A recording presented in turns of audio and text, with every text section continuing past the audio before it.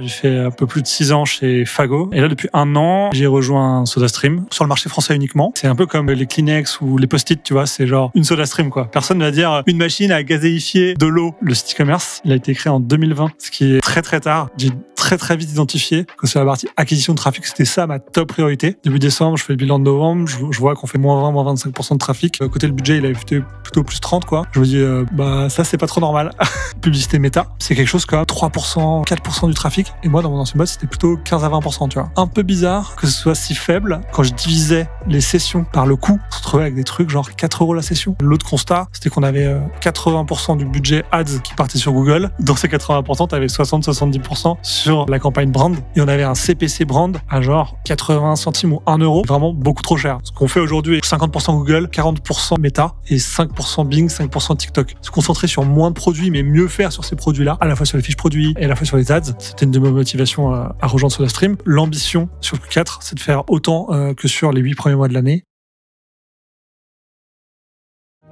Bienvenue sur Club Croissance, le podcast qui a pour but de vous donner de l'inspiration et des idées pour accélérer la croissance de votre e-commerce. Je suis Thomas, fondateur de XPLR, une agence ads et créa à destination des marques e-commerce et des D2C. Nous accompagnons actuellement une trentaine de clients et nous sommes divisés en 2 pôles, avec d'un côté la performance qui s'occupe des campagnes sur Meta, sur Google et sur les autres leviers de social ads, et de l'autre côté la créa qui produit des super contenus qu'on met au bout de nos campagnes. Dans Club Croissance, je m'entretiens avec des experts pour parler de notre passion commune, la croissance et l'e-commerce. Notre objectif sera toujours le même, vous partager des conseils, des bonnes pratiques, des retours d'expérience que vous pourrez appliquer directement à votre marque. Vous pouvez nous voir sur YouTube ou nous écouter sur Spotify et Apple Podcast. Et si ce n'est pas encore fait, je compte sur vous pour vous abonner et en parler autour de vous. C'est le meilleur moyen de nous encourager et nous aider à inviter des experts toujours plus quali. Alors je compte sur vous et je vous souhaite une bonne écoute. Merci beaucoup Martin d'être présent aujourd'hui dans Club Croissance. Ça me fait très plaisir de t'avoir avec moi aujourd'hui. Tu es encore une personne de l'écosystème nantais qui vient prendre la parole dans Club Croissance et une personne de l'écosystème nantais spécialisée dans l'e-commerce. Finalement, on est assez nombreux à être spécialisés en e-commerce sur Nantes. Salut Thomas. Déjà, merci beaucoup pour m'avoir invité et m'accueillir dans vos super locaux flambant neuf. C'est trop cool. Et ouais, effectivement, l'écosystème nantais, quand on gratte un peu, il y a un peu plus de marques que ce qu'on pense, quoi. Ouais, c'est vrai. Pas forcément dans l'hypercentre, quoi, mais dans les villes à côté. Par exemple, moi, je suis e-commerçant chez SodaStream. C'est à Carquefou, tu vois. Moi, je mets 20 minutes le matin pour y aller. C'est chill, quoi. Ouais, non, effectivement, comme tu dis, quand on creuse un peu, on se rend compte qu'il y a finalement beaucoup de marques, beaucoup d'acteurs, beaucoup de freelance ou d'agences qui sont très fortes sur ces métiers-là. Et finalement, ça permet de rencontrer beaucoup de monde et de pas nécessairement avoir besoin de se déplacer à Paris pour trouver des personnes inspirantes avec qui parler d'e-commerce. Carrément, d'accord. Top. Et aujourd'hui, Martin, on va parler de toi, de ton parcours et surtout de ton rôle de Head of E-commerce chez SodaStream, un rôle que tu occupes depuis bientôt un an maintenant. Et c'est assez intéressant parce que SodaStream, c'est une marque tout le monde connaît. C'est une marque qui a vraiment un pignon sur rue, peut-être qui fait davantage de retail que d'e-commerce, donc il y a aussi certainement pas mal d'enjeux de ce côté-là. Ouais, carrément. Du coup, pour me présenter rapidement, moi c'est Martin, du coup j'ai 32 ans. Ça va faire bientôt 10 ans que je bosse dans le e-commerce. Donc, il y a eu des stages divers et variés. Après, j'ai fait un peu plus de 6 ans chez Fago, qui est une marque de retail, enfin de mode, dont le siège est à Nantes aussi. Et là, depuis 1 an, j'ai rejoint SodaStream sur le marché français uniquement. SodaStream, c'est une bien plus grosse boîte parce que ça appartient à Pepsi. Donc, ça me change de la TPE, PME vers un grand groupe mondial sur plusieurs continents. Voilà, et en parallèle de ça, je suis aussi freelance sur une verticale CRO/e-commerce et j'aide d'autres à faire mieux sur leur site, quoi. Avec en fait, ce que je fais au quotidien et ce pourquoi j'étais payé chez Fago et là je suis payé chez SodaStream, en fait, c'est générer plus d'argent en ligne, quoi. Tu vois. Après, les moyens, ça dépend de chaque acteur et tout, mais en tout cas, c'est ça ma motivation principale, quoi. Voilà, pour moi et SodaStream, effectivement, marque qui a pignon sur rue. En fait, en France, ça existe depuis 2008. Ouais. Et c'est un peu comme les Kleenex ou les Post-it, tu vois. C'est genre une SodaStream, quoi. Personne ne va dire une machine à gazéifier de l'eau, tu vois. C'est trop long. Non, et effectivement, tu l'as résumé, c'est effectivement SodaStream, c'est les machines qui permettent de rendre de l'eau du robinet, de l'eau en eau gazeuse, de la transformer en eau gazeuse. Bon, il y a peut-être quelques auditeurs de ce podcast qui le sauront pas. Mais comme tu dis, effectivement, SodaStream, c'est t'as une SodaStream chez toi, tu veux quoi à Noël? Je veux bien une SodaStream. Carrément. Et ouais, effectivement, carrément d'accord, c'est vraiment très offline. Tu vois, l'année dernière, je crois que ça va être un truc comme 85 ou 90% du chiffre d'affaires fait en offline, ce qui est complètement dingue. Et tu vois, ça, c'est une des motivations qui m'a poussé à rejoindre SodaStream. Quand j'ai compris que dans le mix chiffre d'affaires, le e-commerce était si bas, je me suis dit, c'est un peu bizarre. Et en fait, le site e-commerce, il a été créé en 2020. Ok. Ce qui est très, très tard. Il a été créé pendant le Covid, j'imagine. Et en fait, mauvaise décision de créer que en 2020, donc il y a eu pas mal d'années où je sais pas pourquoi ils l'ont pas créé, quoi. Par contre, dans leur malheur, coup de chance, lancement du site en février 2020. Donc le timing était pour le confinement début mars. C'est exactement. Donc là, pour le coup, ça a explosé pendant le Covid. Et d'ailleurs, ça a vraiment tellement explosé qu'ils ont dû un peu externaliser la logistique assez rapidement. Parce qu'ils se sont retrouvés à être complètement débordés, quoi. Ils se sont dit, on lance une activité B2C en plus de notre activité B2B qui était assez énorme. Et puis très vite, ça a explosé et du coup, il a fallu externaliser, quoi. Mais ouais, pas mal de chance sur le timing pour SodaStream, ouais. C'est toujours intéressant de voir comment développer un site e-commerce quand on a une marque qui est aussi forte et qui est aussi présente en retail, parce qu'il y a plein d'enjeux différents, à quel point forcément les ventes du retail impactent celles de l'e-commerce. On en parlera aussi, mais dans la gamme de vos produits, il y a aussi des produits qui se consomment. C'est pas que des machines à rendre l'eau plate en eau gazeuse. On dit gazéifier, c'est ça ouais, carrément. À gazéifier l'eau, il y a aussi des sirops, etc. que vous vendez. Est-ce que tu as un peu de chiffres à nous donner sur déjà répartition retail, e-shop? Est-ce que vous vendez peut-être aussi sur Amazon, chez d'autres retailers en ligne, en marketplace? Est-ce qu'il y a un peu une répartition comme ça, grosso modo? Ouais, il y a une répartition grosso modo et mon job, c'est de la faire changer pour faire grossir la part du e-com. C'est pour ça que j'ai été recruté. Parce que je gère pas que SodaStream.fr, mais aussi les marketplaces dont Amazon, Cdiscount, VP, Showroom Privé et d'autres. Évidemment, plus d'ailleurs.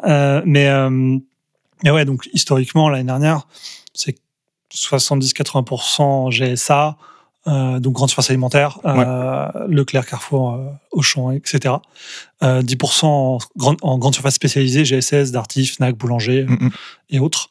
Et 10% en e-com, dont en gros, je ne vais pas donner trop les chiffres, mais une grosse partie D2C, donc le site SodaStream.fr, une plus petite partie Amazon et après d'autres comptes. Et là, donc en gros 10% de e-commerce l'année dernière. Là, j'espère qu'on va finir à 15% de e-commerce cette année. Parce qu'on on est en train de faire une belle croissance. Et je dis pas on a fait parce qu'on est que en fin septembre et le Q4 pèse super lourd dans le mix. On a des ambitions de folie sur le Q4 pour le site e-commerce et donc du coup on se rend compte que septembre-décembre sur le papier, dans l'Excel prévisionnel, c'est autant que les 8 premiers mois de l'année, quoi, en termes de chiffre d'affaires. Donc ce qu'on appelle le golden quarter. Ouais. Je vais réserver mes questions pour le Q4 pour un petit peu plus tard dans l'épisode, parce que ça semble être évident que c'est un gros temps fort pour vous. C'est forcément une belle idée cadeau. Je ne sais pas si vous participez au Black Friday, mais dans ce cas-là, il doit forcément y avoir une grosse traction à ce moment-là. Mais avant de venir vraiment sur cette partie-là, donc, tu disais que quand tu es arrivé chez SodaStream, tu trouvais que tout restait à faire sur la partie e-commerce. C'était quoi tes premières impressions, les premiers constats que tu as pu faire à ce moment-là? Ouais, alors du coup, de l'extérieur, quand je passais, tu vois, les processus de recrutement, je voyais sur le site des choses où je me disais waouh, il y a pas mal de choses à améliorer, et donc j'étais assez confiant sur ma capacité à générer de l'incrémental chez eux, tu vois. Des grosses pierres un peu évidentes sur des moyens de paiement manquants, des moyens de livraison manquants, des temps de chargement très très optimisables. Et donc ça, ouais, vraiment complètement confiant sur ma capacité à l'améliorer. Et après, sur la partie B2B que je gère, donc Amazon et d'autres marketplaces, pour moi, hyper intéressant de découvrir cette partie-là du métier que je connaissais pas du tout, tu vois. Et quand tu changes de poste, c'est cool aussi d'avoir une partie que tu connais moins bien pour apprendre et continuer à apprendre, ce qui est toujours hyper enrichissant, quoi. Et ça, c'est des constats que tu avais fait déjà avant d'arriver chez SodaStream, en faisant ta petite étude, en regardant le site, en disant mais là, c'est pas normal que ça mette autant de temps à charger sur mobile, en ouvrant pas l'Ads Manager, mais la bibliothèque publicitaire sur Meta, etc. Peut-être. Non, j'avais vraiment été sur le site, tu vois. C'est plus mon expertise. Je suis pas mauvais en acquisition, mais c'est plutôt poussé sur la conversion, tu vois. Et vraiment, je me suis dit, et là, surtout sur la partie acquisition, je pouvais pas trop avoir de data, tu vois, en étant externe. Mais sur le site, je pouvais me faire une impression, quoi. Et donc là, c'est vraiment juste naviguer sur le site avec, sur le côté, toute mon expérience e-commerce et tout ce que j'avais mis en place dans mon ancienne boîte et que je savais qu'il marchait, quoi. Donc, c'est comme ça que j'ai identifié, tu vois, ces points de friction sur le parcours d'achat qui permettent, quand tu vas répondre aux demandes des utilisateurs, de faire mieux, quoi. Et tu vois, un exemple assez cool, je trouve, c'est PayPal, que j'ai activé en avril 2025 chez SodaStream. Et genre, du jour au lendemain, zéro communication, ça fait 25% des paiements, quoi. Donc en fait, tu te dis qu'il y a 25% des gens qui étaient trop chauds de payer en PayPal, juste ils pouvaient pas avant, quoi. Et peut-être que du coup, il y avait une partie supplémentaire de ces gens-là qui n'achetaient pas, en fait, sur le site, quoi.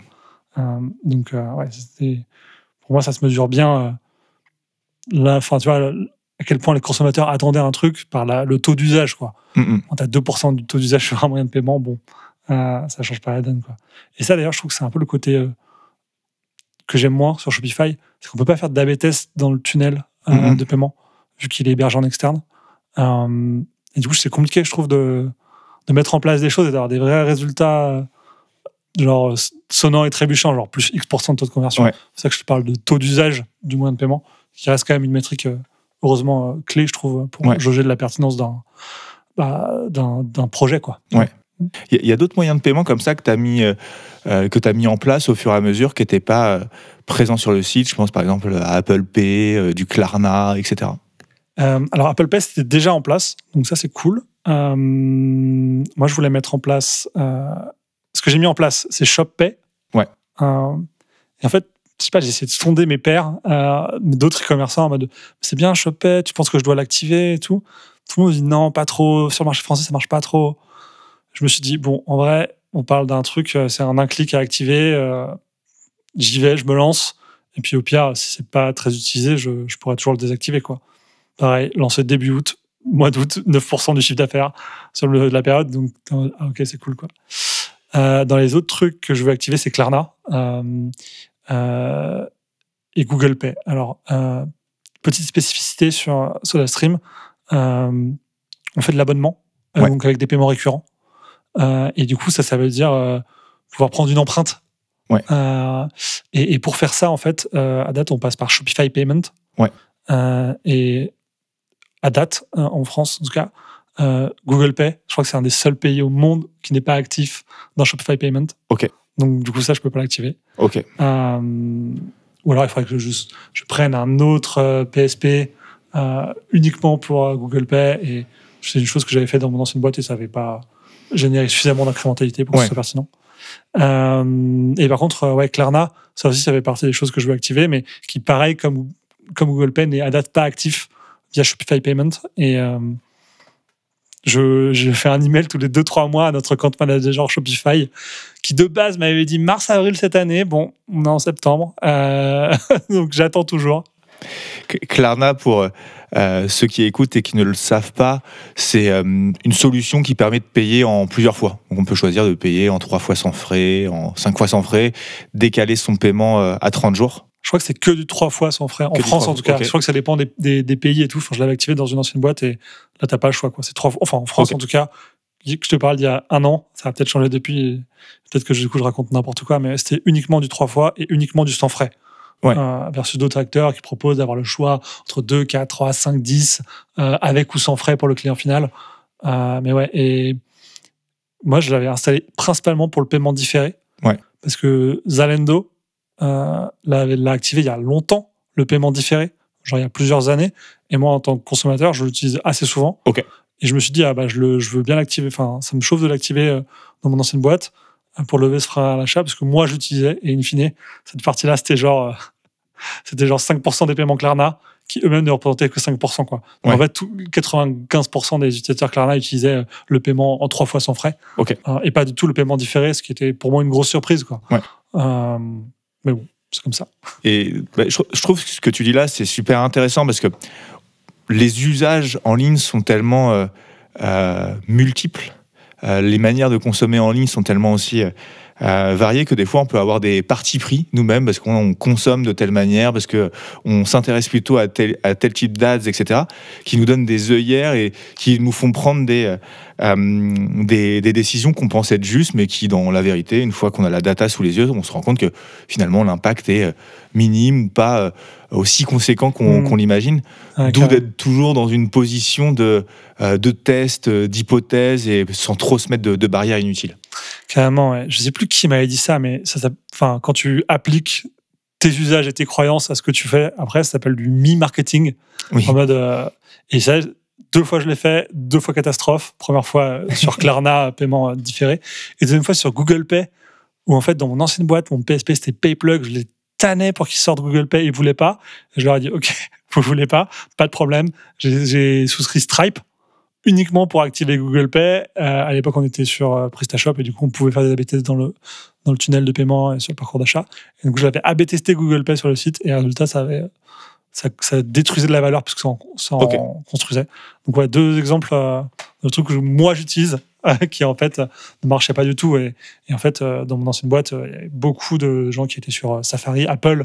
Tu sais, dans Google Analytics 4, tu peux voir la répartition par device et par OS. Et oui, je le savais que dans mon ancienne boîte, c'était plus Safari et plus iPhone.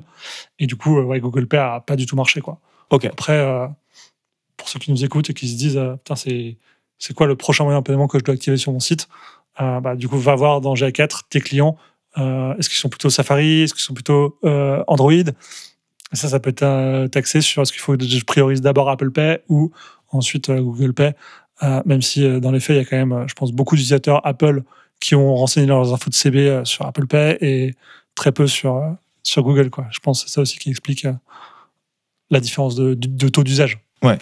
En tout cas, c'est super intéressant de t'entendre parler de ces tests que tu fais surtout dans le tunnel d'achat et pas nécessairement directement sur la landing page, etc. Ça montre que en e-commerce, tout se teste, tout est optimisable et tout est à optimiser. Carrément. À part quand tu es sur Shopify, et là, tu peux pas le tester dans le tunnel. Et là, c'est... Oui, mais bon, après, d'un côté, tu as un tunnel performant qui bug pas. Bon.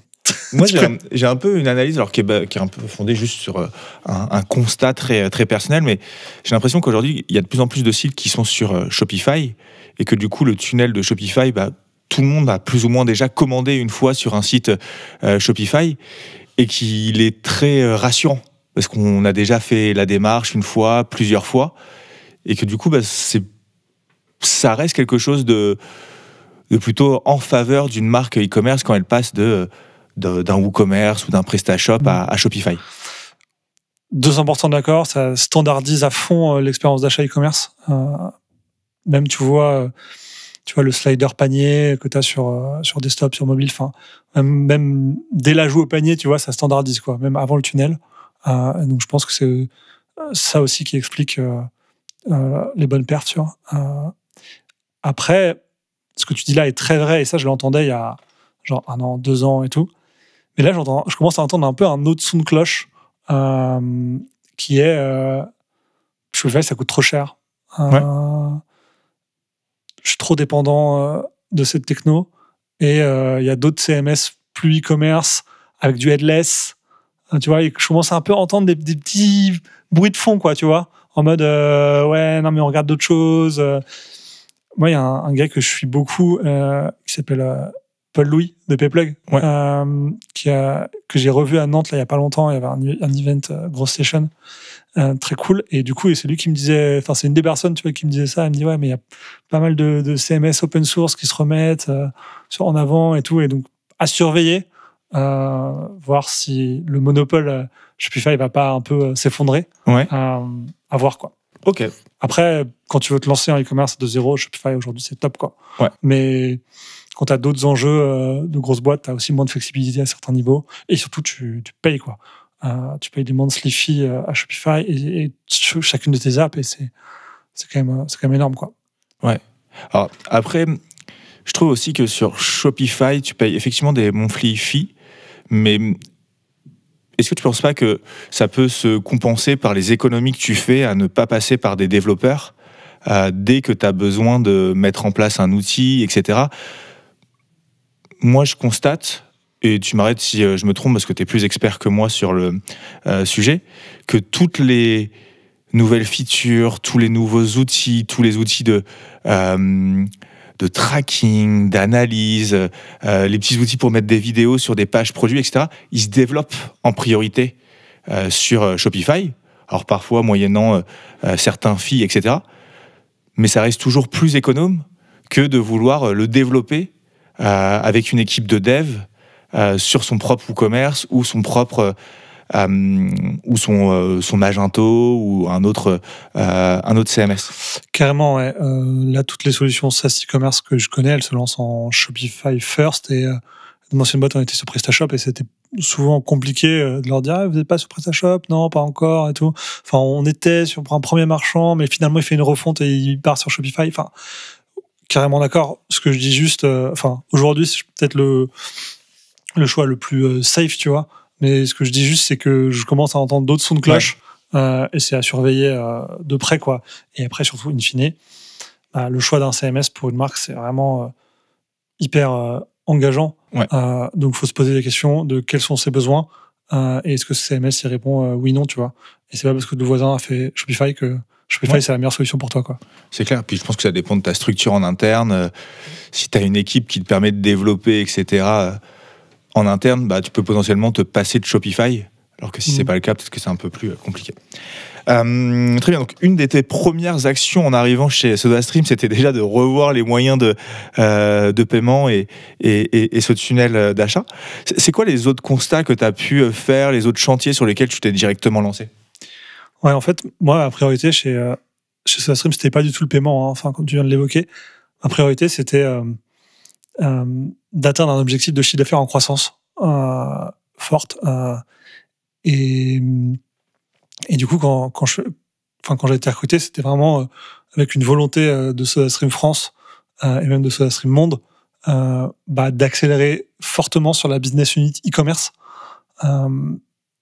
Et donc, du coup, tu vois, il a fallu dresser un plan d'action. Mais ouais, et du coup, mon premier point, tu vois, au-delà de comprendre qui fait quoi dans la boîte,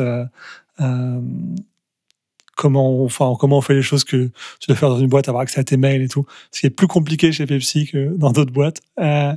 C'était vraiment de me faire un état des lieux du business e-commerce pour voir là où ça marchait bien et à l'inverse, là où ça marchait moins bien. Et du coup, tu vois, typiquement, quand je suis arrivé, j'ai vu des taux de conversion de folie, quoi. Genre 4-5% et tout. Genre vraiment énorme. Et du coup, à l'inverse, je voyais que le trafic, la partie acquisition, elle était un peu en régression par rapport au N-1, alors que la conversion, elle faisait plus 50, plus 100% par rapport au N-1. Donc en fait, j'ai très très vite identifié que sur la partie acquisition de trafic, c'était ça ma top priorité. Donc moi, j'ai commencé le 9 novembre l'année dernière chez SodaStream. Donc c'est en même temps le meilleur moment et un peu le pire parce que c'est Noël, c'est là tout de suite, quoi. Enfin, Black Friday et Noël, c'est là tout de suite. Donc directement, il a fallu trouver des actions, tu vois. Mais ouais, en fait, début décembre, je fais le bilan de novembre, je vois qu'on fait moins 25, un truc comme moins 20, moins 25% de trafic, alors que côté le budget, il avait été plutôt plus 30, quoi. Je me dis, ça, c'est pas trop normal. Et en fait, rapidement, tu vois, j'identifie que sur la partie genre paid social, donc publicité méta, c'est quelque chose comme 3% ou 4% du trafic global. Et moi, dans mon ancienne boîte, c'était plutôt 15 à 20%, tu vois. Et je me suis dit, c'est vraiment un peu bizarre que ce soit si faible. Et quand je regardais, tu vois, quand je divisais les sessions que j'avais dans GA4 par le coût, donc les montants des dépenses qu'on avait fait sur Meta, on se retrouvait avec des trucs genre 4 € la session. C'est énorme. Ce qui est très mauvais. Et du coup, là, direct, j'ai su qu'il y avait un truc à optimiser, mais du coup, tu sais pas, est-ce que c'est du tracking, est-ce que c'est du setup, en tout cas, j'ai directement su où mettre mon projecteur. C'était sur la partie acquisition et plus spécifiquement sur la partie paid social. Ouais. Et aussi sur la partie Google Ads, tu vois. L'autre constat, c'était qu'on avait genre 80% du budget Ads qui partait sur Google. Et dans ces 80%, tu avais 60-70% sur la campagne brand. Et on avait un CPC brand à genre 80 centimes ou 1 € pour les gens qui tapent SodaStream dans Google. Moi, dans mon ancienne boîte, j'avais pas du tout ce standard-là, tu vois. Et je me dis, c'est vraiment beaucoup trop cher. Donc, ce que j'ai dit, c'est, on va rééquilibrer un peu le mix. On va mettre beaucoup moins sur la campagne Google marque en SIA. Et ce qu'on économise sur cette campagne, on le balance en paid social sur Meta. Donc, ce qui était cool, c'est que le mois d'après, le coût par clic sur la campagne brand de Google, il avait bien baissé. Et donc, ça, c'était top. Par contre, le coût par session sur paid social, c'était toujours très mauvais. J'ai plus les chiffres en tête, mais en tout cas, c'était largement optimisable. Et du coup, là, j'ai fait appel à une agence externe pour faire un audit du compte, en fait. Moi, comme je disais tout à l'heure, je connais plus en conversion qu'en acquisition. Et du coup, je sais bien aussi quelles sont mes limites. Et je sais bien que je suis pas l'expert du truc, quoi. Je suis pas mal bon pour pointer le projecteur sur le problème, mais je suis aussi pas mal bon pour trouver les bonnes personnes pour m'entourer, pour m'aider à éteindre le problème, quoi. Enfin, éteindre l'incendie, résoudre le problème. Et du coup, de l'audit externe est sorti deux choses. Il fallait revoir le setup des campagnes où on mettait beaucoup trop sur la partie remarketing et pas du tout assez sur la partie acquisition. Et donc, du coup, suivre soit que c'était la reco de l'agence, c'était 70% en acquisition, 20% en retargeting et 10% en remarketing. Quelque chose comme ça. Je suis pas sûr entre remarketing et retargeting, j'inverse un peu les deux, mais en tout cas, mettre 70% sur l'acquisition, ça, c'était sûr que c'était ça. Ouais. Et l'autre grosse pierre de cet audit qui était ressorti, c'est votre CTR est très très bas. C'était de l'ordre de 0,25%. Donc, sur la première partie de réallocation des budgets, ça va très vite. C'est juste du setup dans le business manager de Meta. Donc, on l'a fait. Et vraiment, le mois suivant, on était avec des trafics qui étaient en croissance de folie. On revenait sur des standards plus que j'avais en tête, quoi. En revanche, on avait toujours ce CTR à 0,25, quoi. Et tu vois, on avait le sentiment que c'était la qualité de nos visuels qui était en cause et qu'il fallait s'améliorer là-dessus pour aller améliorer le CTR.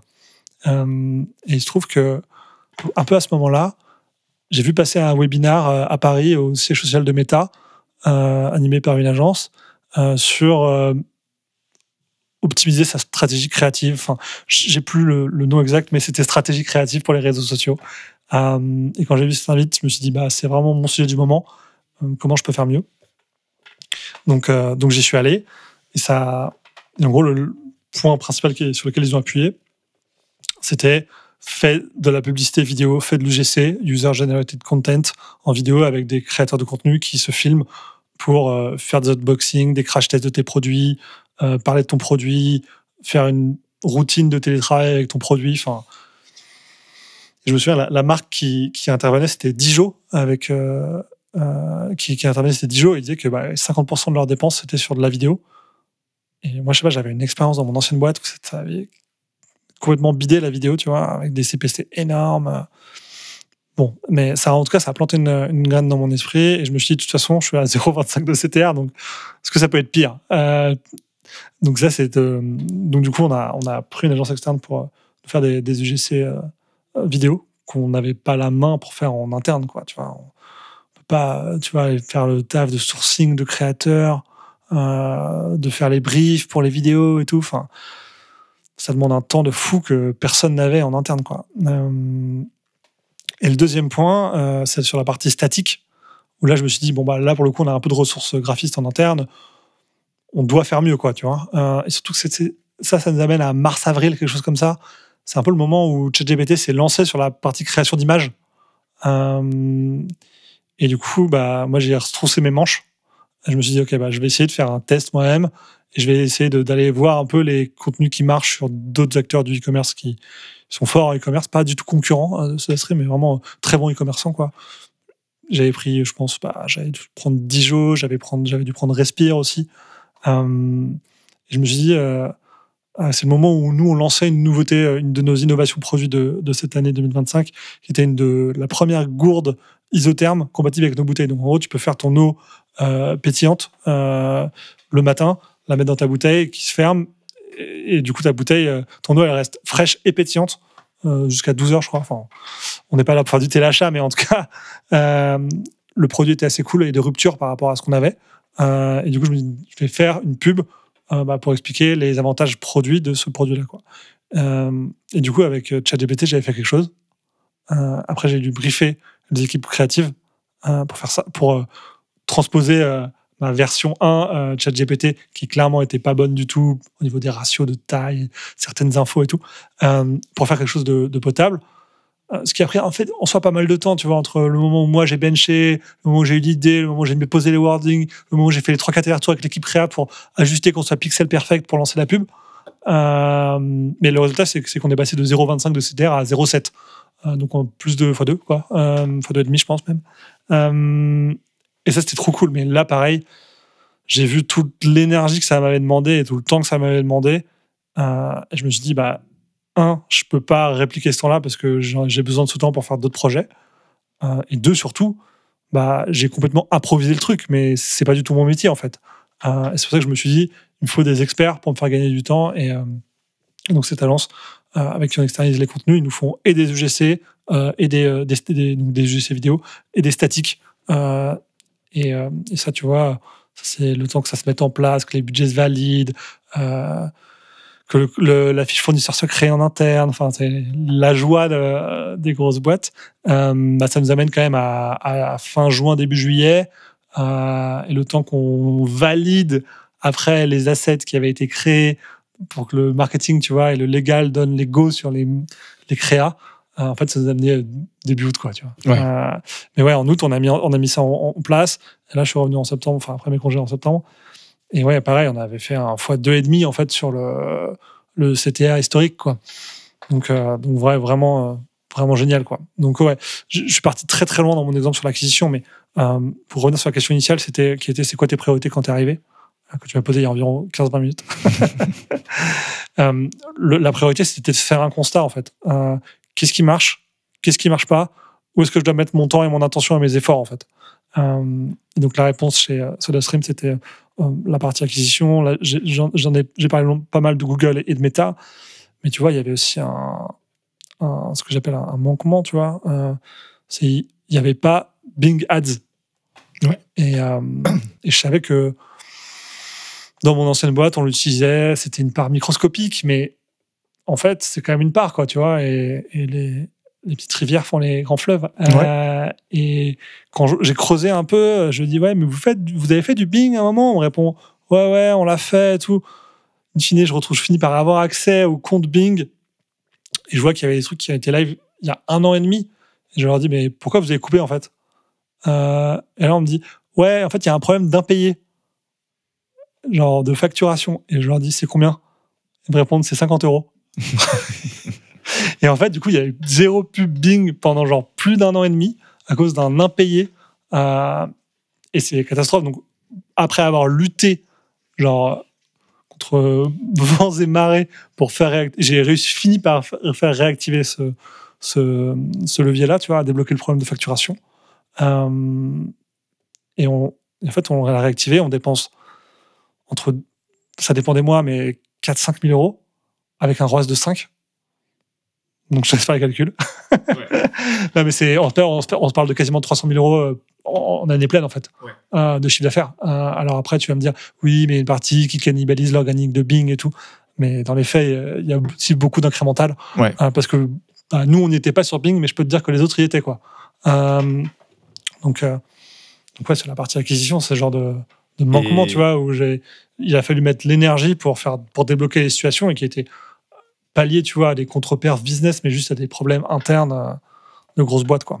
Et les autres, sur Bing, c'était des concurrents directs ou justement des revendeurs ? C'était plutôt des revendeurs. Parce que, en fait, les concurrents, ils sont assez peu présents en France. Je pense qu'en France, la part de marché SodaStream sur les ventes de machines, je crois que c'est quelque chose comme 95%. Donc, tu vois, c'est même pas hégémonique à ce point-là, quoi. Les autres n'existent quasiment pas, quoi. En tout cas, aujourd'hui, et c'est aussi notre rôle en tant que marque pionnière de garder cette domination sur la part de marché. Et ça va passer par l'année prochaine des innovations produits, tu vois, où il faut un peu rupter le marché, quoi, tu vois. Mais ouais, donc c'était plutôt des revendeurs, majoritairement Amazon aussi. Ouais. Et tu vois, comme Amazon, c'est sous mon giron aussi chez SodaStream, on a décidé de quelque chose pour toujours corriger ce problème de trafic qui était vraiment là où je sentais qu'il y avait la plus grosse marge de gain possible, d'amélioration en tout cas à QuickWin. On s'est mis d'accord avec mes autres collègues, tu vois, qui gèrent le média Amazon. On s'est dit, on arrête de payer pour ramener du trafic sur le site d'Amazon. En fait, Amazon, ils n'ont pas besoin de trafic. Ils n'ont pas attendu pour avoir 38 millions de visiteurs uniques chaque mois, en fait. Et donc, est-ce que c'est le rôle de SodaStream de payer pour que des gens aillent sur le site d'Amazon ? Moi, je pense pas. En tout cas, c'est pas ce qu'on a décidé chez SodaStream. Du coup, on s'est dit, on va continuer à investir sur Amazon parce que c'est quand même un canal de vente qui est important chez nous. En revanche, on va targeter que des gens qui sont déjà dans l'écosystème Amazon. Tu es déjà sur, évidemment, l'application Amazon, le site Amazon, mais aussi après, tu as tout un écosystème. Je ne suis pas le plus grand pro d'Amazon, mais évidemment, il y a Prime Video, il y en a beaucoup d'autres, il y a Kindle. Enfin bref, il y a beaucoup de points de contact dans l'écosystème Amazon. Et donc ça, on a coupé les budgets, ce qu'on a appelé out Amazon, on a dit stop. Je pense que ça a un peu coïncidé avec tu vois, la réduction du budget SIA marque sur Google et l'activation de Bing. Et je pense que tout ça a fait un peu au même moment, peut-être à un mois d'écart, fait que ça va dans la bonne direction et que ça performe derrière, quoi. Ouais. Ok. Très bien. Je vais revenir aussi sur pas mal de choses dont tu as parlé, parce que c'était vraiment passionnant ce que tu viens de dire sur la réallocation des budgets déjà entre Meta et Google, prendre du budget de la brand de Google pour aller le remettre sur Meta, ce qui, j'imagine, a ramené entre guillemets, du trafic qui serait pas venu si tu avais pas mis ce budget-là, et donc naturellement qui ne peut avoir que de l'effet positif sur ton chiffre d'affaires de l'autre côté. Donc je vais te poser quelques questions de ce côté-là, et puis après je te reposerai aussi quelques questions sur les créas, le format vidéo, le format statique, etc. Donc là, aujourd'hui, vous êtes sur à peu près quelle répartition entre du Meta et du Google ? On va mettre encore et du Bing Ads aussi, pourquoi pas ? En dépenses ou en trafic ? En dépenses et en trafic, grosso modo. Après, ça évolue un petit peu, mais grosso modo, ce qu'on fait aujourd'hui, et c'est peut-être pas encore optimal d'ailleurs, hein, tu me donneras ton avis, mais c'est quelque chose comme 60% Google, 50% Google, 40% Meta, et 5% Bing, 5% TikTok. Ok. Il y a aussi un budget sur TikTok. Okay. Ouais. Donc, en fait, avant, comme je te disais, c'était plutôt 80% Google, donc j'ai bien fait réduire. Ouais. Après, c'est le mix que là, on a mis en place, mais en vrai, c'est sûrement optimisable, quoi. Ouais. Tu vois. Ouais, je pense que ça dépend de ton objectif, de ta marque, du volume de recherche. Une chose est sûre, Google est là pour aller capter de l'intention, pardon. Des gens qui recherchent tes produits, et ça, il y en a un nombre limité tous les jours qui vont rechercher SodaStream sur Google ou sur Bing, et peut-être que ton budget actuel fait que dépenser 50% de ton budget vient couvrir ce volume de requêtes quotidien.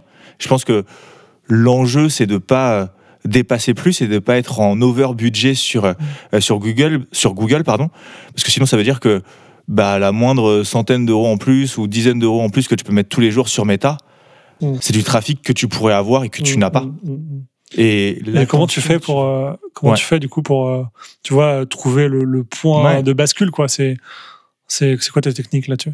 Alors nous à l'agence, on a plutôt une approche au CAC où on fait des équilibrages de budget, et au fur et à mesure des semaines, on regarde si en mettant 50% sur Meta et 50% sur Google, quel impact ça a sur notre CAC, et puis ensuite en faisant des équilibrages qui sont différents. Alors on le fait un petit peu plus longtemps que sur la semaine, parce que une personne qui a vu une publicité sur Meta, potentiellement elle va mettre plusieurs jours à acheter. Ce qu'on regarde vraiment, c'est le CAC au global, parce qu'on considère aussi que sur Meta, on va aller créer de l'attention qui peut se convertir quelques heures, quelques jours, quelques semaines, voire quelques mois plus tard, en requête sur Google. Et partir du principe que cette requête sur Google, elle aurait pu ne pas avoir lieu si à un moment ou un autre, on n'avait pas investi sur un levier un peu plus haut de funnel, que sont les social ads, Meta ou TikTok, comme vous le faites aujourd'hui. Ouais, carrément d'accord. Et c'est là où c'est un peu challengeant, c'est qu'il y a un peu je trouve, dans ce métier où il y a quand même beaucoup de chiffres et beaucoup d'outils et de reporting et de KPI différents, il reste quand même pour moi un petit peu au doigt mouillé, tu vois. Il y a un peu de magie, effectivement, qui... Et tu vois, là, on a lancé, il y a 2 semaines, je crois, un deuxième batch, donc un deuxième lot de vidéos UGC.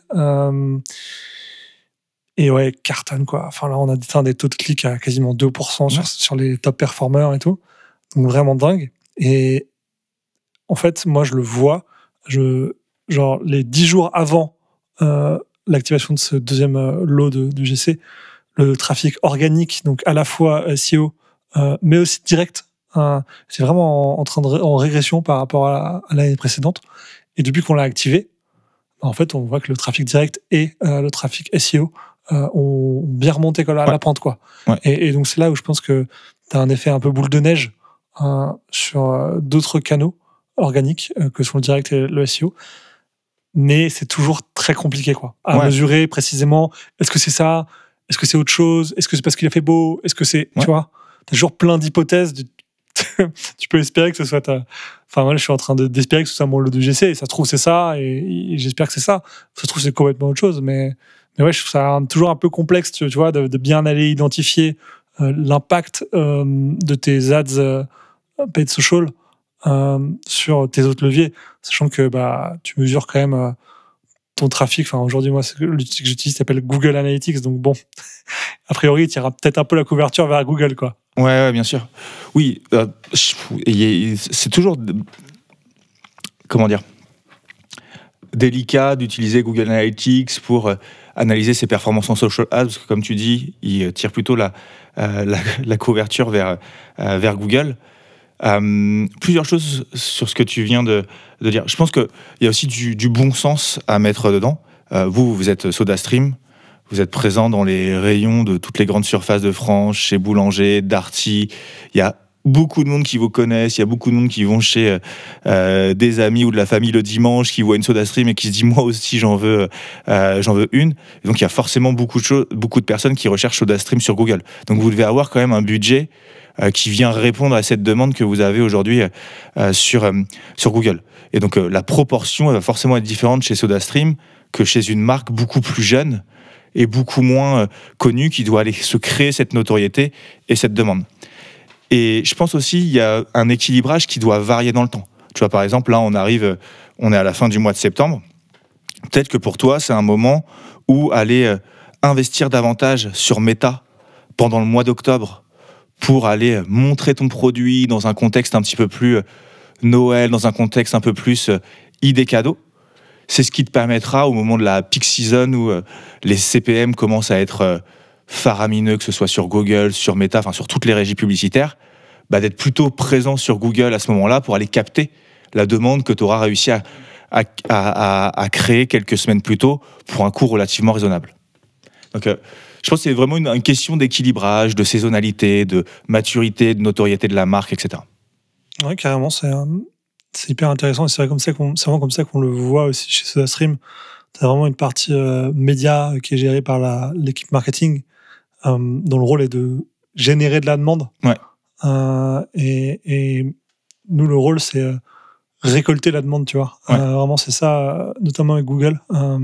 Donc, carrément aligné. Et après, c'est dur. Ce que tu conseilles de faire, c'est d'augmenter énormément les dépenses médias en genre octobre, novembre, début novembre, avant Black Friday, pour récolter les fruits, mais en novembre-décembre. Donc, faut vivre avec un ROAS très mauvais sur octobre, par exemple, en espérant que ton ROAS sera bon en novembre-décembre, quoi.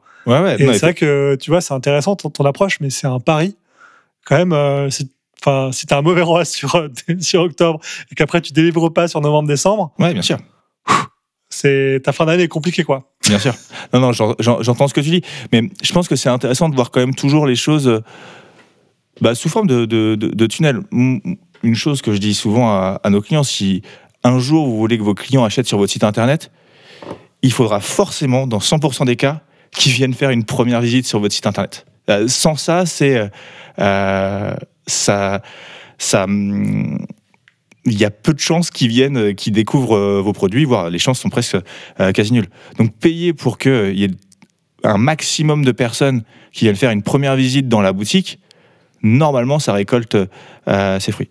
Et ensuite, pour revenir aussi sur une de tes questions que tu avais tout à l'heure sur comment évaluer la bonne proportion, il y a aussi une manière de calculer un CAC qu'on aime beaucoup, nous, à la Jante, c'est le CAC déclaratif. C'est de mettre un questionnaire post-achat pour savoir, on pose simplement la question au client, une fois qu'il a validé sa commande, où est-ce que vous nous avez connus ?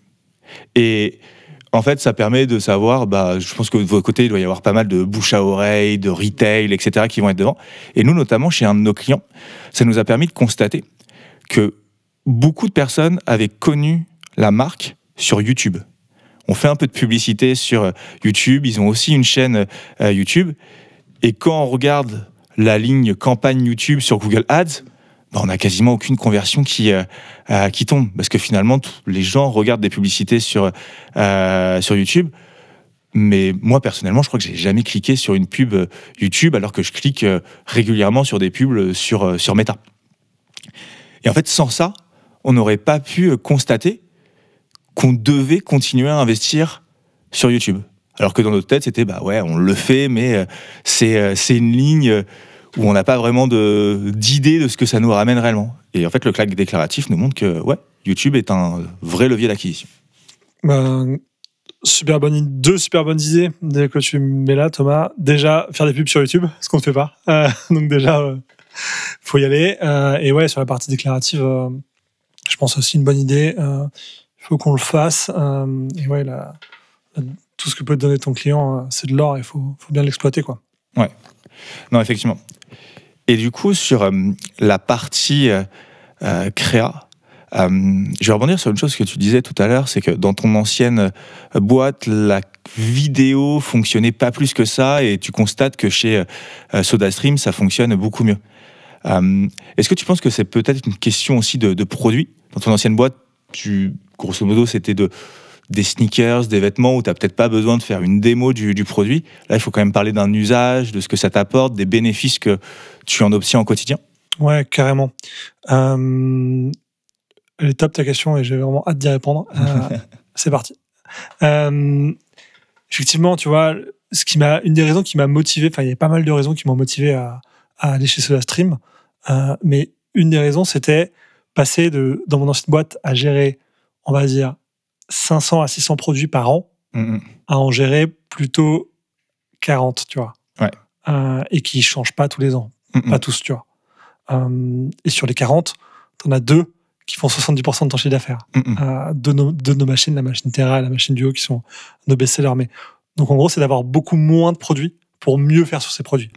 Tu vois, dans mon ancienne boîte, avec 600 produits, bah ouais, tu peux pas. Et 600 produits avec une valeur bien distribuée, bah du coup, c'était compliqué d'investir de mettre, on va dire, 600, 700 euros sur la table pour un UGC, sur un produit.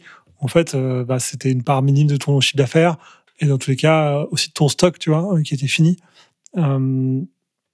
Et effectivement, un t-shirt, t'as pas besoin de l'expliquer, quoi. Est-ce que la photo qui est sur le site est cool, oui, non? Est-ce que tu aimes bien la couleur, oui, non? Finalement, c'est assez subjectif, quoi. À l'inverse, une machine à gazéifier l'eau, tu vois, ça, c'est bien plus complexe. Et tu vois, je pense qu'on a encore beaucoup de chemin à faire sur bien expliquer nos produits.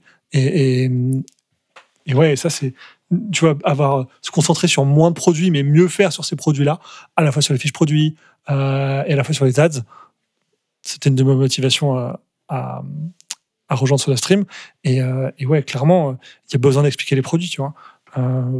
Parce que quand je suis arrivé chez SodaStream, alors ils m'ont offert une SodaStream que j'utilise assez souvent. Et quand je l'ai installée dans la cuisine, ma femme m'a dit « Ah, mais il n'y a pas de prise, c'est top !»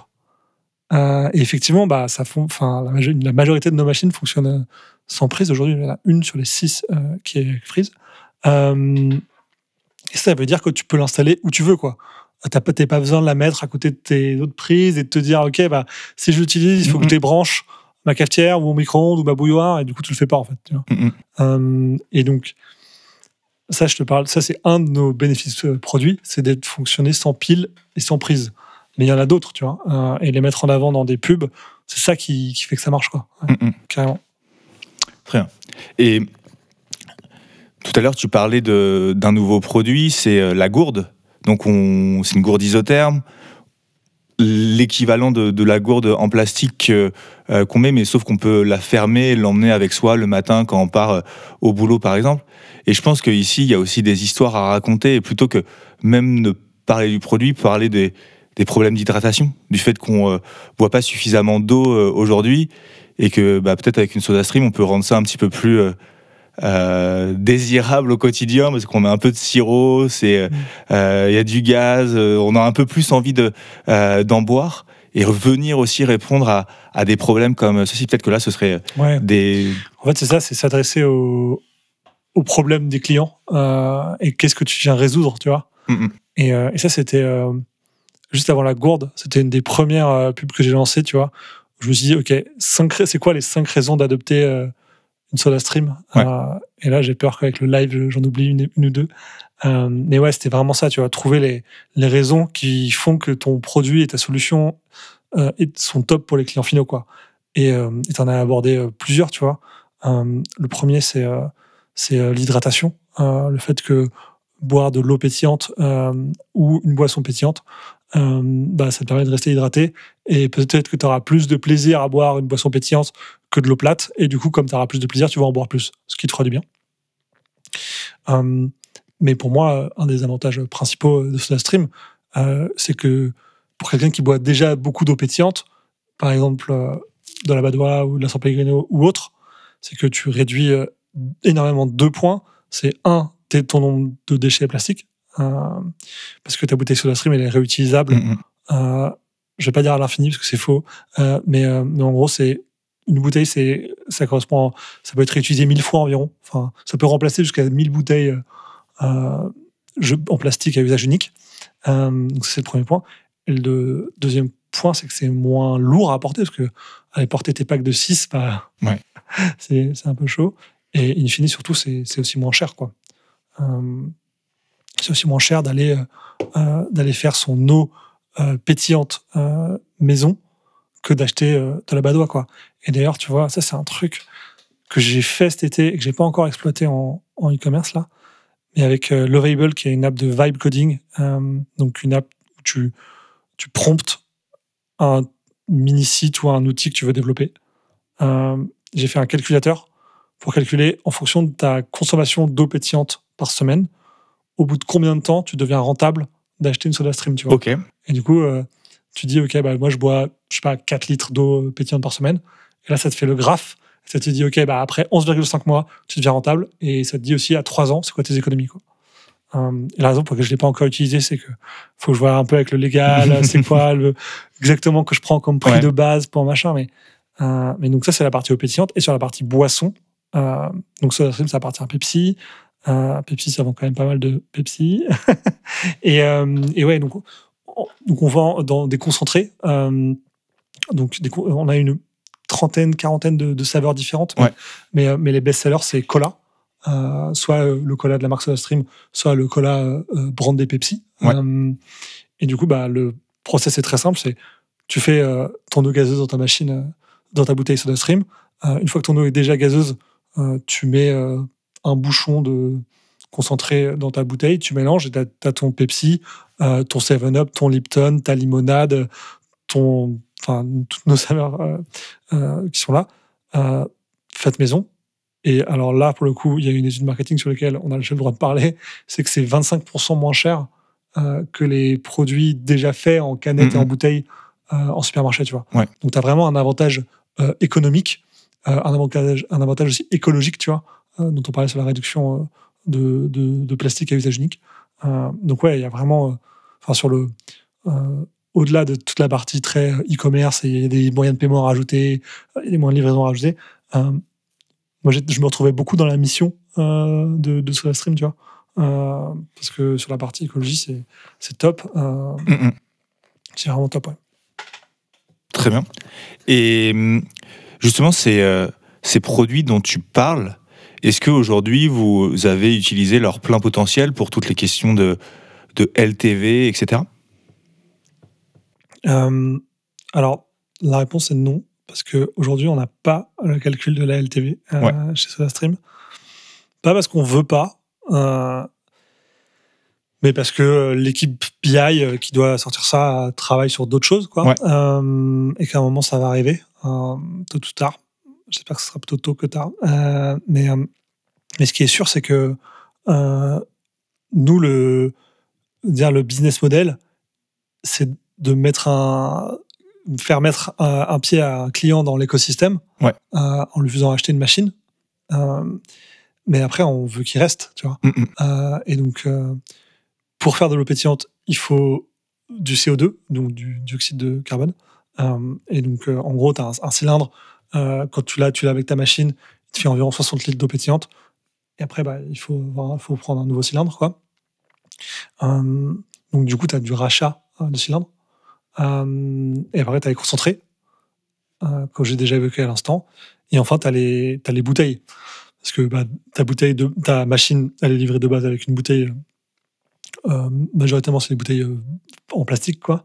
Mais si tu commences à pas mal utiliser la SodaStream, que tu trouves ça sympa, et que là, tu as envie de monter en gamme sur une bouteille isotherme, transportable, qui garde ton eau fraîche et pétillante toute la journée, là, tu peux, tu vois, tu peux sur SodaStream. Donc, en fait, ce qui est sûr, c'est que il y a les clients qui reviennent pour racheter. Après, il y a une partie qui rachète sur sodastream.fr, et là, je suis très content, et merci à eux. Et il y a une partie, tu vois, qui vont aller acheter ailleurs, quoi. En grande surface alimentaire, en grande surface spécialisée, sur Amazon. Et ce sera aussi très bien.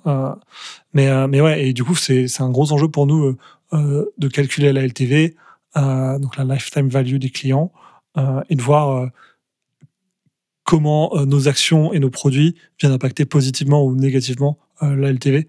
Et donc, c'est pour ça que là, on a sorti l'abonnement de CO2. C'était en juillet, là. Donc, tu vois, et encore, c'était j'utilise beaucoup d'anglicisme parce que je travaille que en anglais.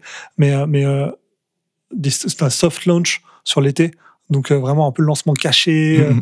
C'était pas actif sur le site. Tu pouvais y accéder uniquement quand on te contactait par email. Voilà, donc on a une centaine ou 200 de clients cet été.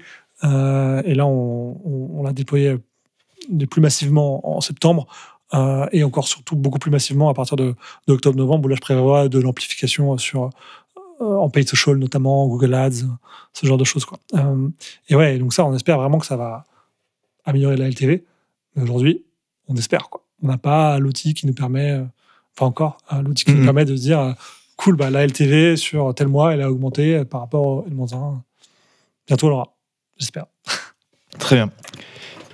Et au début de l'épisode, on parlait de Q4 et d'à quel point ça va être important pour vous. Donc, je te propose qu'on termine cet épisode sur le Q4. Donc, tu disais que vous faites la moitié de votre chiffre d'affaires sur seulement 4 mois de l'année, donc de septembre à décembre. Comment, là, on est à la fin du mois de septembre, le Q4 commence dans un peu moins de 10 jours. C'est quoi les prochaines actions? Comment tu t'y prépares? Ouais. Alors déjà, fun fact PepsiCo, le Q4 commence en septembre, parce que le Q1 ne fait que 2 mois. On rajoute un peu de complexité dans des choses où il n'y a pas besoin. Mais ouais, donc le Q4, il a déjà commencé pour moi, là, depuis quasiment 20 jours. En fait, ce que je te disais tout à l'heure, c'est que l'ambition sur le Q4, c'est de faire autant que... l'ambition sur septembre-décembre, c'était de faire autant que sur les 8 premiers mois de l'année. Et en fait, d'où ça vient, cette ambition? Parce que quand on regarde en 2024 ce qui s'est passé, on va dire que le Q4, c'était plutôt 35% que 50%. En fait, là, 2025, pour SodaStream, au global, SodaStream France, c'est une bonne année. Et SodaStream.fr, c'est une très bonne année. Parce qu'au moment où on se parle, je suis à plus 65% de chiffre d'affaires versus l'année dernière à la même date. Donc, c'est très cool. Et en fait, quand au milieu de l'année, on s'est dit... on a commencé à réfléchir en juin-juillet sur l'année 2026 et à poser des plans. Et on s'est dit, là, on est en train de faire une bonne année. Comment faire encore mieux? Et en gros, je leur ai dit, moi, je pense que sur la partie paid social, on a encore pas mal sous le pied, quoi. Parce que là, on avait lancé les UGC, mais on était assez vite capé sur nos budgets, parce qu'on avait beaucoup de variants de nos UGC et de nos statiques qui ne tournaient pas tout encore à cause des délais longs de validation dont je parlais tout à l'heure pour les assets. Donc je me dis, à partir du moment où on a des process de validation d'assets un peu plus fluides et des assets en plus grande quantité, on pourra dépenser plus sur le paid social sans provoquer de la répétition et en donnant plus de data aux algos de Meta, avoir finalement un meilleur CPC, CTR, CVR, tous les KPI qu'on aime bien sur Meta, quoi. Et en fait, donc je leur ai dit, ok, l'année prochaine, si on veut faire beaucoup plus d'argent, il me faut beaucoup plus de budget pour les réseaux sociaux parce que je pense que ça va bien marcher, quoi. Et même pour la pub de manière générale, pour l'acquisition de manière générale. Pas que l'acquisition payante, mais aussi l'acquisition organique. J'ai réussi à mettre... les budgets ne sont pas encore validés, donc c'est encore tout ça un peu hypothétique, mais voilà. Donc en fait, tout est parti de se dire, ok, 2026, on veut poser quelque chose de très ambitieux, parce qu'on y croit, parce que les performances de 2025 sont bonnes, et qu'on a envie d'accélérer quand on a le vent en poupe. Et après, ce que s'est dit mon boss, c'est, en fait, ce qu'on est en train de faire sur 2026, pourquoi ne pas le faire dès le Q4 2025? Pourquoi attendre le 1er janvier pour mettre en place les bonnes idées, ces bonnes idées-là, quoi. Et du coup, mon boss m'a dit, OK, comment on double le trafic sur décembre par rapport à l'année dernière? Moi, j'étais un peu... on peut pas. Et en fait, donc, du coup, c'est un objectif super ambitieux qu'il m'a donné. Et du coup, j'ai demandé plus de budget, quoi. Ouais. Donc, du coup, c'est pour ça qu'en 2024, on va dire à la fin de l'année, c'était 35% du business. Et cette année, on a envie que ce soit 50. Donc, c'est vraiment des grosses croissances sur novembre, décembre, particulièrement sur décembre. Et donc, le 4 très ambitieux. Pourquoi moi je crois à les ambitions qu'on a posées? On a plus de budget ads. On a des créas vraiment, vraiment meilleurs. Et il y a aussi beaucoup d'optimisations que j'ai faites depuis le début de l'année. Je parlais de PayPal, je parlais de ShopPay. J'en ai pas parlé encore, mais là, on a changé de transporteur. Point Relais, on est passé de Colissimo à Mondial Relais et l'UX dans le tunnel de paiement est vraiment meilleur parce qu'on a une carte maintenant pour que les utilisateurs puissent choisir facilement leur point relais. Et j'en oublie encore beaucoup parce que là, je dis que ce qui me passe par la tête qui est des choses les plus importantes, mais des optimisations comme ça, il y en a eu tout au cours de l'année et au mois de décembre, ça va payer fort, quoi, tu vois. Ouais. Donc le Q4, l'ambition est forte. On a tous les moyens que je viens d'évoquer. Et là, tu vois, ma to-do de la semaine prochaine, c'est de réfléchir à, OK, concrètement, ce budget ads, comment je le dépense et comment je le répartis sur mes canaux. Tout à l'heure, je te parlais de 50-40, 50-40-5-5 entre Google, Facebook, Bing et TikTok. Est-ce que je garderai cet équilibre-là? Oui, non. Là, être encore un peu plus granulaire sur mes campagnes, sur mes assets. On se dit, OK, comment on va avoir un gros budget? On peut se lancer un jeu concours, tu vois. L'année dernière, on avait fait un jeu concours qui avait bien marché. Je sais plus trop ce que c'était d'ailleurs, mais là, on va lancer un truc du style 300 € gagnés, inscris-toi.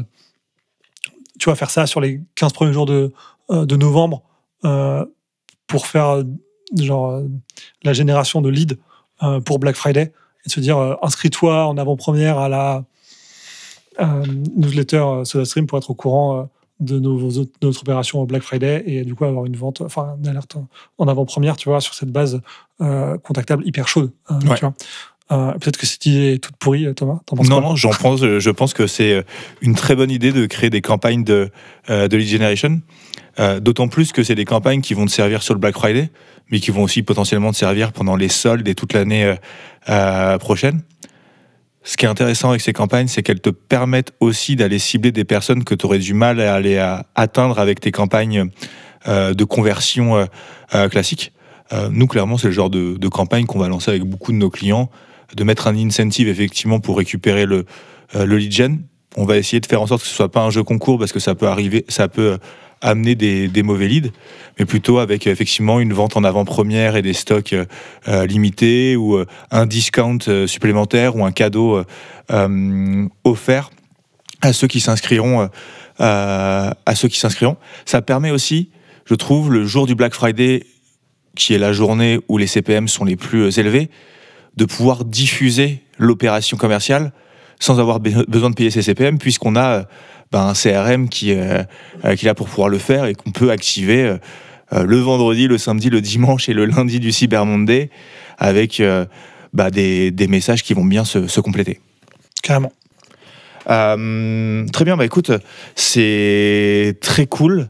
Franchement, merci beaucoup de nous avoir partagé autant de retours d'expérience et de retours de terrain. Enfin, ce que tu as dit, c'est super précieux. J'ai vraiment apprécié cet échange. Je vais terminer avec mes 2 questions habituelles. Est-ce que toi, tu as une marque e-commerce qui, en tant que responsable Head of e-commerce de SodaStream, tu trouves vraiment pertinente à aller regarder? Tu trouves qu'ils font du bon boulot, qu'ils se développent bien, qu'ils maîtrisent bien leur sujet? Ouais, carrément. C'est une marque hyper grand marché, mais ce qu'ils font est top, quoi. C'est Decathlon. Okay. Moi, je suis fan de leurs produits, de leur magasin et surtout de leur app. Ouais. Ils ont une app que j'utilise à fond et je sais pas trop parce que je vais vraiment jamais sur leur site internet pour le coup. Enfin, plus jamais. Mais tu vois, ils ont une fonctionnalité que je trouve dingue qui est de pouvoir regarder le stock de ton magasin et de tes magasins à proximité. Ouais. Et tu vois, quand tu veux choper ta nouvelle veste de running taille L, tu vas voir directement si elle est en stock dans ton magasin où tu as d'habitude, plutôt que de déplacer et de voir que dans ce magasin il n'y a pas, ou il n'y a pas en L. Tu vois, c'est trop pénible. Mais ouais, en fait, je trouve que leurs fiches produits sont géniales. Il y a beaucoup de contenu photo, il y a de plus en plus de contenu vidéo pour vraiment bien expliquer leurs produits. Les descriptions, elles sont vraiment longues. Les avantages clés du produit, ils sont vraiment clairs. Tu vois, tu as vraiment une consistance. C'est pas un mot français, ça c'est vraiment c'est normalisé, quoi. Tu vois, comment dire, j'ai du mal à trouver mon mot, mais en fait, elles se ressemblent toutes, tu vois. Et c'est facile, tu retrouves toujours les éléments aux mêmes endroits. Et c'est bien écrit, c'est bien fait. Le fait que les produits soient top aide beaucoup aussi. Oui. Voilà. Ils ont énormément d'avis clients, ça aide beaucoup, je trouve, à se projeter. Et puis après, l'expérience d'achat, elle est fluide. Hein. Tu as toutes les méthodes de paiement que tu veux. Tu as toutes les méthodes de livraison aussi que tu veux. Tu as la partie parrainage aussi. Enfin, pas la partie parrainage, la partie fidélité, où tu cumules, tu cagnottes. Alors, je sais plus exactement comment ça marche. Je crois que c'est 1 € égale 10 points. Et qu'au bout de 3000 points, tu as 3 €. 5000 points, c'est 5 €. Bon, en tout cas, il y a une partie cagnotte, tu vois. Et tu vois, moi, j'ai pas mal d'achats récurrents. Je fais du tennis, donc j'achète souvent des balles de tennis Et en plus d'avoir une durée de vie hyper longue, ces balles de tennis, c'est aussi les moins chères, quoi, tu vois. Donc, c'est un peu 2 en 1, quoi. Ouais, donc, pour raison que j'ai cité, Decathlon, je trouve ça vraiment top. Et je recommande les gens à aller dessus, quoi. Encore plus si vous avez du retail en propre pour vous inspirer sur la partie omnicanal qu'ils font. Ouais. Trop bien. Je vais terminer avec ma dernière question habituelle. Est-ce que tu as une personne à me recommander pour un prochain épisode de podcast ?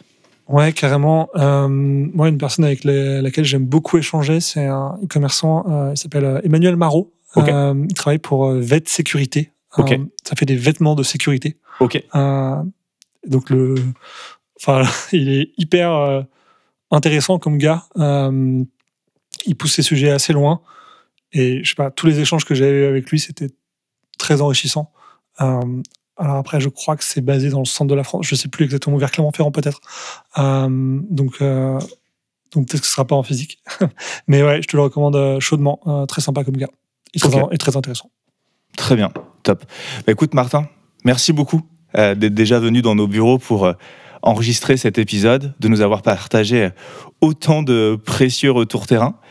Et puis, je vous dis à bientôt. Peut-être que on peut terminer aussi sur, si on veut te contacter, tu fais du freelance, tu accompagnes aussi des marques à améliorer leur performance en e-commerce. Est-ce que c'est plus simple de te contacter sur LinkedIn ? Est-ce qu'on met une adresse email en description de l'épisode ? Ouais, déjà, merci beaucoup de m'avoir reçu, Thomas. C'était un vrai plaisir d'échanger, tu vois, et tu m'as aussi donné des bonnes idées. Donc, on va peut-être se mettre à faire de la pub sur YouTube un jour. Et le sondage aussi post-achat, on va y réfléchir. Donc, ça va être vraiment un plaisir d'échanger.